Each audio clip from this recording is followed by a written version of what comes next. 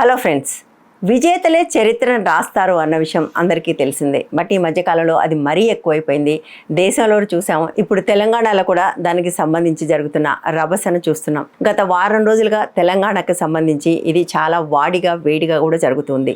Telangana పొడక్షరాలను TS నుంచి టీజీకి మార్చడం, Telangana emblem మార్చడము, అట్లాగే తెలంగాణ రాష్ట్ర గీతాన్ని ప్రకటించడం, దానికి కీరవాణి సంగీతం అందించడం, ఇవన్నీ కూడా ప్రస్తుతం చాలా పెద్ద వివాదాస్పదమైన అంశాలుగా మారిపోయిన పరిస్థితి ఉంది. సో ఈ నేపథ్యంలో తెలంగాణ ఉద్యమాన్ని చాలా దగ్గరగా చూసిన వ్యక్తిగా, డాక్యుమెంట్ చేసిన వ్యక్తిగా, భాగస్వామ్యం కూడా పంచుకున్న వ్యక్తిగా నారాయణ సెన్స్ కూడా నేను ఈ వీడియోలో పంచుకుందాం అనుకుంటున్నాను. సో అన్నిటికంటే మొట్టమొదటిది టీఎస్ని టీజీగా మార్చడం సరైందా కాదా? భారతదేశంలో ప్రతి రాష్ట్రము పేరు ఒక పదమైన రెండు పదాలైనా కూడా రెండు అక్షరాల పొడి షార్ట్ కట్గా మార్చుకోవటం అనేది ఉంది. ఉదాహరణకు ఆంధ్రప్రదేశ్ లాంటి రెండు పదాలు ఉన్న చోట ఏపీ అయితే, పంజాబ్ అని ఒకే పదం ఉన్న చోట పీబీ అవుతుంది. బట్ తెలంగాణ విషయానికి వచ్చేసరికి మాత్రం అది టీజీ కాలేదు, టీఎస్ అయింది.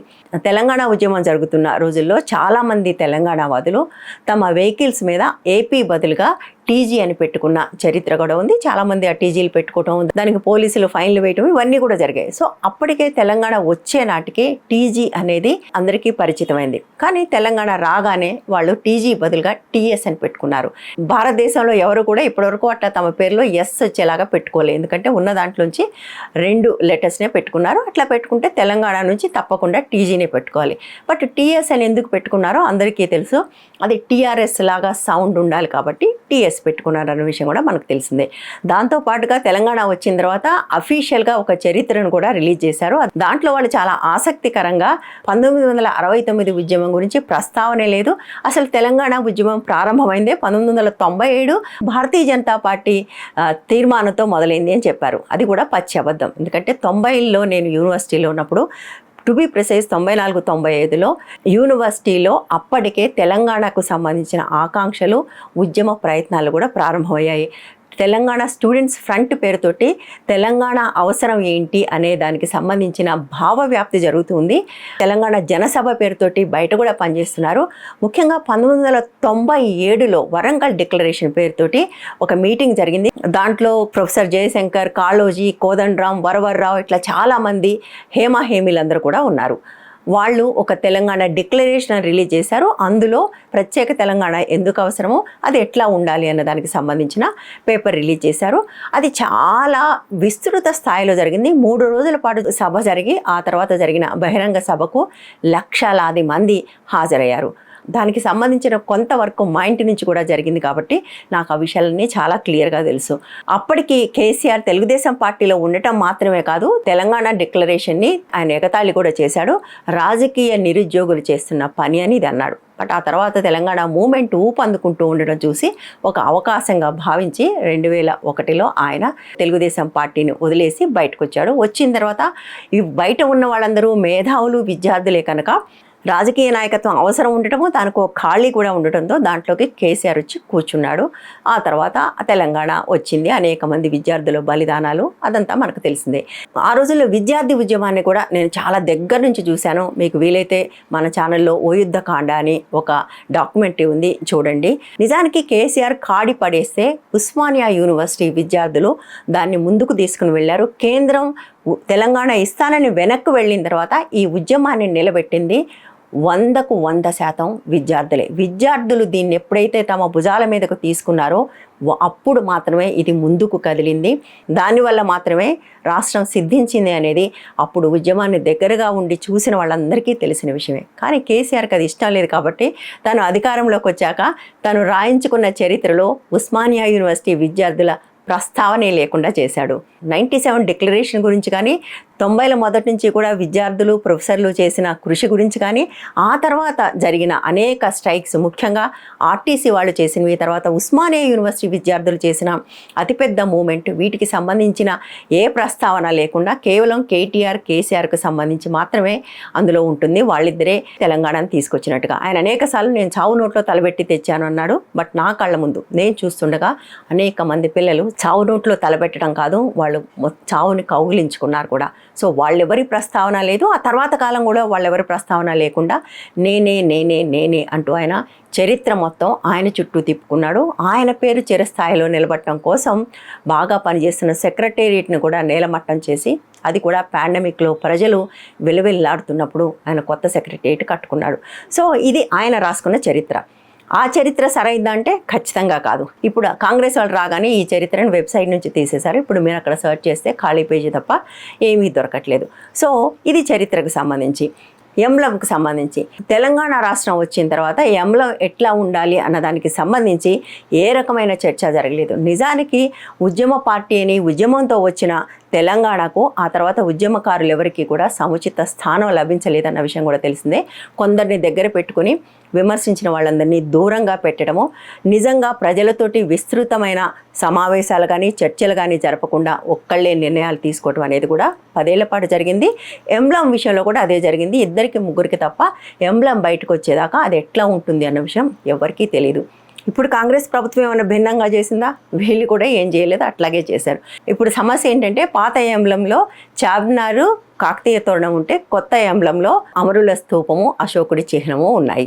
సో ఇక్కడ సమస్య ఏంటంటే అవి రెండు రాచరికానికి సంబంధించినవి కాబట్టి అవి తీసేయాలని ఈ కొత్త నిర్ణయాన్ని సమర్థించే వాళ్ళు అంటుంటే, ఇందులో ఉన్నది మాత్రం రాచరికం కాదా అని అనేవాళ్ళు కూడా ఉన్నారు. రెండిట్లోనూ రాచరిక చిహ్నాలు ఉన్నాయి. మనం పేరుకే ప్రజాస్వామ్యం కానీ మనకు రాజులంటే విపరీతమైన మోజు కాబట్టి మనం గతం పేరుతోటి ఎప్పుడూ ఈ రాజులకు సంబంధించిన బూజునే ముందుకు తీసుకొని వస్తూ ఉంటాం. సో ఏ ఎంబ్లం కరెక్ట్ అనేదానికి సరైన సమాధానం ఉంటుందని నేను అనుకోను. సరైన సమాధానం ఎప్పుడు లభిస్తుంది? ప్రజలను ఇన్వాల్వ్ చేసినప్పుడు, ప్రజల నుంచి సూచనలు స్వీకరించి వాటి ఆధారంగా ఒక ఎంబ్లంని తయారు చేసుంటే బహుశా దానికి ఏమైనా శాంక్టిటీ ఉండేదేమో. ఇప్పుడు మాత్రం ఇది కేవలం రివెంజ్ పాలిటిక్స్ మాత్రమే.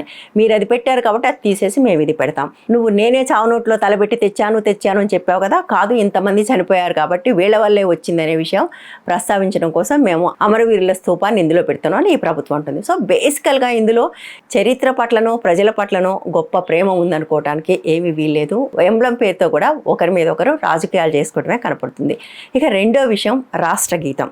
అందశ్రీ గొంతు తెలంగాణ ఉద్యమంలో ఒక పెద్ద ఉప్పెన. కానీ ఒకసారి తెలంగాణ వచ్చిన తర్వాత కేసీఆర్ కొంతమందిని దూరం పెట్టాడని చెప్పాను కదా, అందులో అందశ్రీ కూడా ఉన్నాడు. దానికి కారణం పెద్దగా ఏమీ లేదు. అందశ్రీ ఆయనకు అన్కండిషనల్గా సరెండర్ కాలేదు. ఎవరైతే అట్లా అన్కండిషనల్గా సరెండర్ అయిపోయి మీరే అనలేదో వాళ్ళందరినీ కూడా పక్కన పెట్టారు. అట్లా పక్కన పెట్టిన వాళ్ళు అందశ్రీ ఉన్నారు. నిజానికి ఆ రోజుల్లో ఆయన జై జై హే పాడుతున్న రోజుల్లో దీన్ని తెలంగాణ రాష్ట్ర గీతం చేస్తారనే సెంటిమెంట్ చాలా స్ట్రాంగ్గా ఉండేది. టీఆర్ఎస్ కూడా ఆ సెంటిమెంట్ని ప్రోత్సహించింది, వాళ్ళు కూడా చేస్తామని అన్నారు. బట్ వచ్చిన తర్వాత అది చేయలేదు సరిగదా, ఇంకో కొత్త రాష్ట్ర గీతాన్ని కూడా చేయలేదు. అసలు రాష్ట్ర గీతం ఉండాలా వద్దా అనేది ఒక చర్చ, ఆ చర్చలోకి నేను వెళ్ళట్లేదు. ఇప్పుడు ఉండాలనుకుని చేస్తున్నారు కాబట్టి మనం మాట్లాడుతున్నాం. ఈ ప్రభుత్వం రాగానే వెంటనే మేము తెలంగాణ రాష్ట్ర గీతం, ఎందుకంటే ఇప్పుడున్న ప్రభుత్వానికి తెలంగాణ ఉద్యమంతో పెద్దగా సంబంధం లేదు. సోనియా తెలంగాణ రావడానికి సహాయం చేస్తుంది అనేది తప్ప ఈ పార్టీకి తెలంగాణ ఉద్యమంతో పెద్దగా పేగుబంధం అయితే లేదు. కాబట్టి వాళ్ళ తెలంగాణని ఓన్ చేసుకునే ప్రయత్నంలో లేదా తెలంగాణ ఉద్యమాన్ని ఓన్ చేసుకునే ప్రయత్నంలో అందశ్రీ గీతాన్ని జాతీయ గీతంగా ప్రకటించారు. నా పర్సనల్ చాయిస్ అయితే అది సరైన గీతం అని నేను అనుకోను. ఎందుకంటే ఆ పాట పూర్తిగా సంస్కృతంతో నిండి ఉంటుంది. దానికి బదులుగా జైబోలో తెలంగాణని అందశ్రీ రాసి పాడిన మరొక పాట ఉంది, అది చాలా అద్భుతంగా ఉంటుంది. అది పీపుల్ సెంటిమెంట్ని కూడా రిఫ్లెక్ట్ చేస్తుంది. నిజానికి జై జై హే అట్లా సెంటిమెంట్ని రిఫ్లెక్ట్ చేసే పాట కాదు. బట్ మన ఎవరు అడుగుతున్నారు? మనని మాత్రమే కాదు, అసలు తెలంగాణ ప్రజల్ని ఎవరు అడుగుతున్నారు? అందులో మరొక సమస్య ఏంటంటే దీనికి కీరవాణి సంగీతం అందించడం. కీరవాణి ఆంధ్రావాడు కాబట్టి సంగీతం అందించకూడదని. మరి బతుకమ్మ పాటకి రెహమాన్ అందించవచ్చా? అప్పుడు ప్రశ్నించిన వాళ్ళందరూ ఇప్పుడు దీన్ని ప్రశ్నిస్తున్నారు. సో బేసికల్గా నేను ఒకటి రైట్ ఒకటి తప్పని నేను చెప్పట్లేదు. ఈ రైట్ రాంగ్ కంటే కూడా ఒకళ్ళ మీద ఒకళ్ళు రాజకీయాలు చేసుకోవటానికి, రాష్ట్రానికి సంబంధించిన ముఖ్యమైన అంశాలని రివెంజ్ పాలిటిక్స్గా మార్చుకోవటానికి మాత్రమే ఉపయోగిస్తున్నారన్నదే ఇక్కడ విషాదం. నిజానికి ఇప్పుడు జరగాల్సిందేంటి? 10 ఏళ్ళైంది. ఈ గత 10 ఏళ్లలో తెలంగాణ ఎందుకు వచ్చిందో దాన్ని గత పాలకులు మర్చిపోయారు. తెలంగాణ ప్రజలకు కొన్ని ఆకాంక్షలు ఉన్నాయి. ఇది ఒరిజినల్గా అసలు సిసల ద్రవిడ భూమి. దీని మీదకి ఆ తర్వాత బౌద్ధం వచ్చింది, జైనం వచ్చింది, శైవం వచ్చింది, ఆ తర్వాత కాలంలో విపరీతంగా వైష్ణవం కూడా వచ్చింది. బట్ కానీ దీనికి కొన్ని రూట్స్ ఉన్నాయి.